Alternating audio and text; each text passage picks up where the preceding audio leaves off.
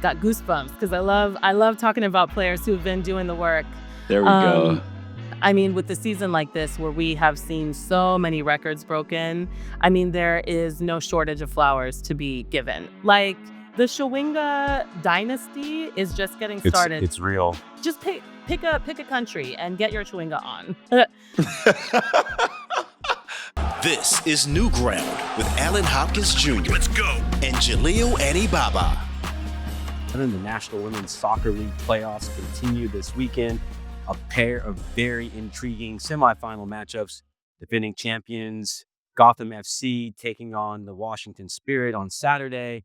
And then our FOS friend of the show, Seb Hines in Orlando, still trying to chase history, take on Kansas City Current. Joining us to put us on game, wonderful person who covers everything about the women's game, is going to really help us understand what were we really watching when we're watching these semifinal matchups.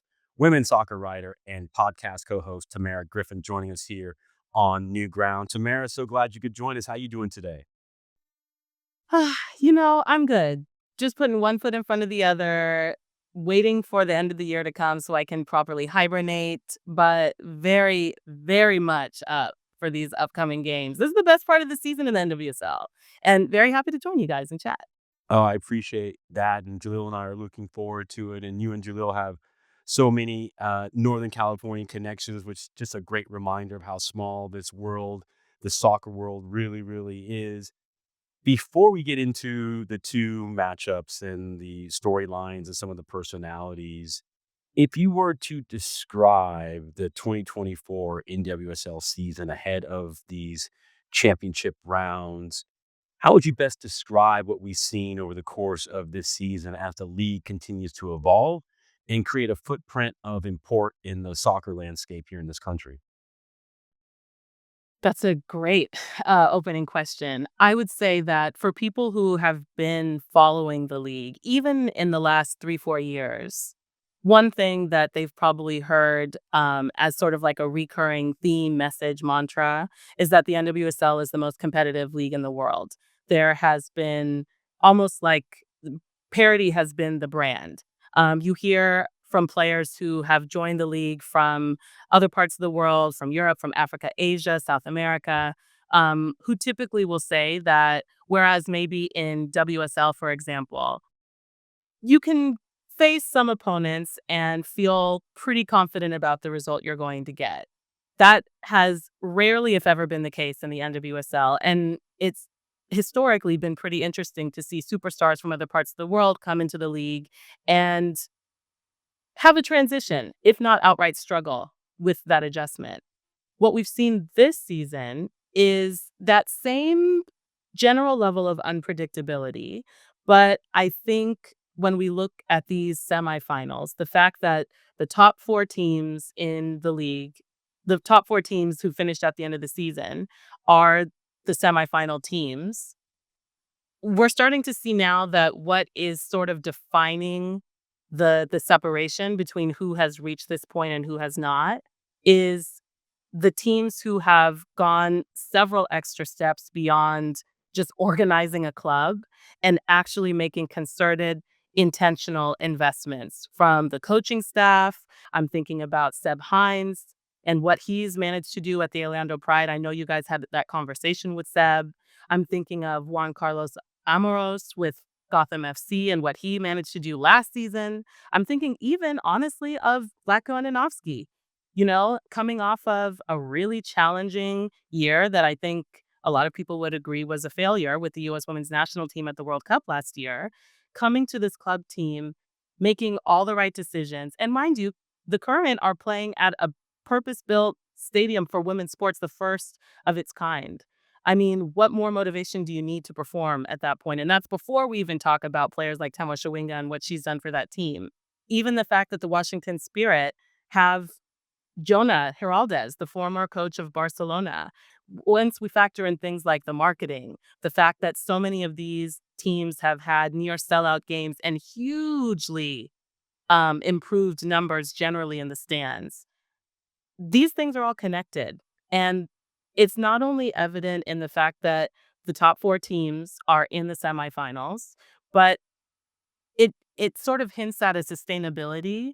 I Without getting too far ahead of ourselves, expect these 4 teams to have similar seasons next season because they're building for the long term. The defining kind of characteristic to help us understand why this season feels a little bit different from previous seasons is intention, and specifically the intention to build a club, not just to win games, but to build a program, to have an identity, to have a style of play, to be a presence so that when players are considering playing there, they know exactly what they're going to get. That's what all 4 of those teams have in common. Everything else, from the styles of play to their strengths and weaknesses, very divergent and different. But that has been sort of the overarching theme for me of this season. With the way that you break it down so clearly there, Tamara, it really does frame the conversation around the parity in the league because there when you analyze leagues all over the world, there is an argument to be made that if the parity is extremely high, you could argue that the quality of the league is actually lower. But Uh, since you're describing to us how the NWSL is not only growing on an individual basis when you look at clubs, they're putting more intention into what they're doing, but also the league is rising its level as well. It makes it extremely clear that this is not parity by for the lack of competition necessarily. It's parity because the entire product is improving. And when you talk about excellence, we've seen so many very great, inspiring individual efforts this year as far as campaigns are concerned. But for us, we're focused very much on the present in NWSL in terms of the playoffs. So for us, who are a few of your top players that the entire world should be looking at as this playoff run, excuse me, continues to take shape? I love this question. Got goosebumps because I love talking about players who've been doing the work. There we go. Um, I mean, with the season like this where we have seen so many records broken, I mean, there is no shortage of flowers to be given. So I'm going to start with the NWSL Golden Boot winner, MVP nominee at the time of this recording. We have not had results yet. We haven't even had the final vote deadline yet. Um, Temwa Chawinga of the Kansas City Current. She's from Malawi. In her first season in the NWSL, I was just saying that oftentimes international players come to this league, and there's usually a moment where they have to adjust, for example, to the level of physicality, to the transitional play, to the fact that no game is guaranteed. Hmm. Temwa did not have any sort of issue with that. And I know we don't need to contextualize in this conversation the politics of reducing a Black player to their speed. So let's just set that aside and assume that she's fast. Yep. What makes Temwa so special to me is the effortlessness with which she plays. As a striker, I think oftentimes, let's say a striker has, a breakaway. I think that I was raised and played most of my life as a defender, but I see sometimes, and I'm sure you guys have too, players will get in their head in those moments, almost like it's so easy that I'm going to second guess things. And they end up, taking too heavy of a touch, and then the keeper saves it, or going too far wide, and then they've done themselves a disservice because Temwa does not. Rarely does she have that issue. She plays, and I've had this conversation with her. She plays in these big game moments, high intensity, as if she's just in her backyard. There's an effortlessness with which she plays, but also like a lethal nature to it. I mean, watching seasoned defenders in the NWSL struggle to contain her, not just because she's fast, but because of the way she moves, even when she's off the ball, is unlike anything I've ever seen before. She has scored against every single NWSL opponent. She scored in the quarterfinals. She won the Golden Boot before the season even ended. She has been completely irreplaceable. Nobody else in the league can do what she does. And the fact that she has accomplished all this in her first season is truly extraordinary. Um, she's a joy to watch. And there's a part of me that wants Kansas City to make to the final, if only to be able to continue watching Temwa play. So Temwa Chawinga for listeners who are not familiar, consider this your introduction, because she is one to watch. And as a bonus, she has an older sister, Tabitha, who plays for Lyon and also balls out. Like, the Chawinga dynasty is just getting started. It's real. Tabitha Chawinga, like, just pick a country and get your Chawinga on. That sounds like a tag. That sounds like a tagline right there. You know, that's how inspiring her game is. She's bringing out the poetry. Um, but to stick with the impact of African players this year in the league, which has been an incredible story on its own. I'm looking at Zambian player Barbra Banda of the Orlando Pride, also a striker, also in her first year in the NWSL, has become critical to the Pride's success. I remember interviewing her right after she signed, and she even back then was very clear that she was about the business. I'm coming here I have a job to do, and I'm not really interested in anything else outside of that. I ain't here to party. I ain't here to soak up, trying to do American Dream. No, I am here to win That's awesome. and to play with Marta, which, like, we can give her that, right? She is another player. I was just having this conversation with someone.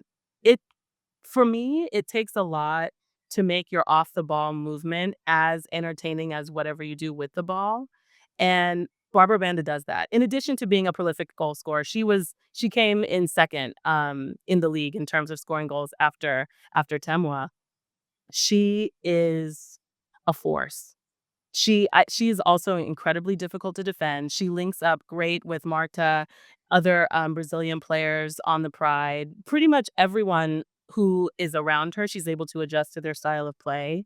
And I think her presence on the field just elevates everyone around her, which of course is always a sign of an excellent player, right? So Barbara Banda as well. She also balls out when she plays for the Zambian women's national team. She became the first player of any gender to score like multiple hat tricks across multiple Olympics, which is just like ridiculous. One of those hat tricks was against the Netherlands in the 2021. Like, it's just kind of sickening.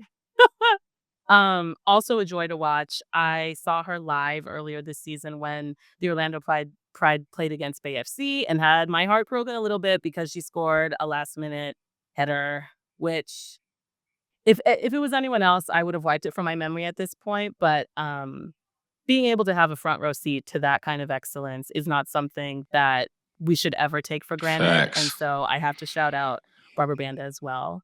I can be quite long-winded. How Give many us one can I more, name? Like to one more, or watch. how are we? One more that's brought you joy in life. Okay. Hmm. So many to choose from. One more who's brought me joy. One more who's brought me joy. So many to choose from. Oh, gotta go with Croix Bethune of the Washington Spirit. Now, unfortunately, she picked up a season-ending injury a couple of months ago. Total freak accident, like the definition, I think, of a soccer tragedy. But what she was able to accomplish up until that point, this is a Rookie of the Year nominee, a Midfielder of the Year nominee. Even having missed a significant portion of the latter half of the NWSL season, she still finished the season Yeah. leading the league in assists. Yep. That's Again, crazy. sickening. Yeah, that's crazy. Yeah. I thought that Wow. was the craziest stat, that she won that title having missed significant portion of the season. Who knows what we could have seen? Exactly. And in a way, kind of like a definition of Black excellence in the kind of like do twice as much always, no matter what. She did that. And the fact that she's still setting these records and accomplishing these feats, despite having to be on the sidelines the past few weeks, I think tells you everything you need to know. But she hopefully still has a long, fruitful career ahead of her. And if you have ever a chance to watch her play, please don't pass it up because she's She special. is. True generational She talent right is. there. Tamerra Griffin joining us here on New Ground. Before we let you go, quickly, 2 semifinals. Who makes the final and why? So we were having so much fun with the easier This is questions. yeah, Why but would you this do is this where to the fun. This me? is where the fun starts. Okay. Let's We won't start hold you to with. anything you're feeling now, but please. Oh, I'm a hold you to it. I'm gonna hold you to it. And I believe so much in like manifestation, the words you put out in the universe. So I have to be careful. All right. Gotham and Spirit.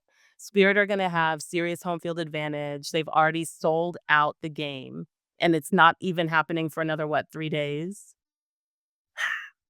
But they've been dealing with injuries. Gotham is definitely peaking at the right time. They have a hella deep bench.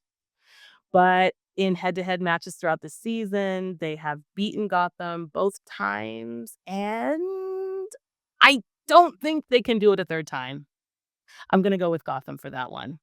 And I think it's gonna be another, 2-1, potentially extra time, sweaty palms clutching the edge of your seat watching that game. So Gotham, and are we going to have a Mahomes final? Oh, Mahomes. Um There's a part of me that loves that for the story because Kansas City is hosting the final. They have also consistently sold out. Well, they are, I think, the only team in the league this season who consistently sold out their regular season games. But the pride and Marta, this might be her last chance. I really think that when you are playing for a veteran like that, it really does constitute one of those intangibles that can define the margins, which are always so fine and so thin in a playoff. Uh, oh, I. This is the one that everyone kind of thought was going to be the final. You know how sometimes the semifinals you get that bittersweet, it's too soon. Uh, Playing for the legend, that's like the Ali Krieger effect last year too, still. exactly. So I'm gonna go with the pride. I'm gonna go with the pride. I think. If you ask me again tomorrow, it might be a different answer, but for the purposes of the show, No, you can't put no disclaimer on it. That you have mailed in your thoughts. Jalil said no, but I can say yes. We're the parents we're not on the same page. okay, as long as there's some wiggle room, I will exploit the loophole that I am You given. you gotta stand on that Oh, business for real.